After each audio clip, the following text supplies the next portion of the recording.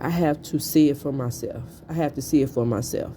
I was sitting here thinking about the promises that God has given to me. And in my mind, it said, you can't stop. You got to stay focused. Because, Rachel, you want to see it for yourself. You want to see the goodness of God in the land of the living. I have to see it for myself. I got to keep moving. I got to keep going. I have to see it for myself. I have to see the promises of God for myself.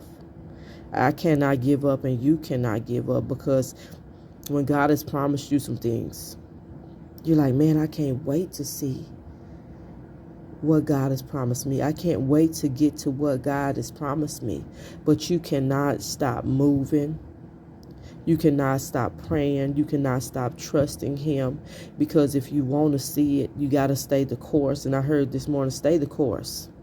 Stay the course if you want to see the goodness of God in the land of the living. And keep moving towards the promises of God. Keep moving towards righteousness. Stay around people that have the same agenda that you have. And if you're around people that don't have the same agenda that you have, who are not trying to diligently seek the Lord, then remove those people from you. If you are not around people who can pray for you and you can pray for them, remove yourself from these people, because I have to see what God has for me. And you have to see what God has for you. And I have to keep moving. I can't stop no matter what's going on. Everybody in my house was sick. I still wasn't stopping. I still wasn't stopping praying. I still wasn't stopped posting. I still wasn't stopped reading. I still wasn't stopped talking to God.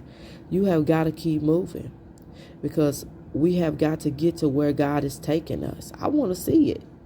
I want to experience where God is taking me. I want to experience the beauty of God in the land of the living, because for so long, I didn't know that I could. I didn't know that I could experience it.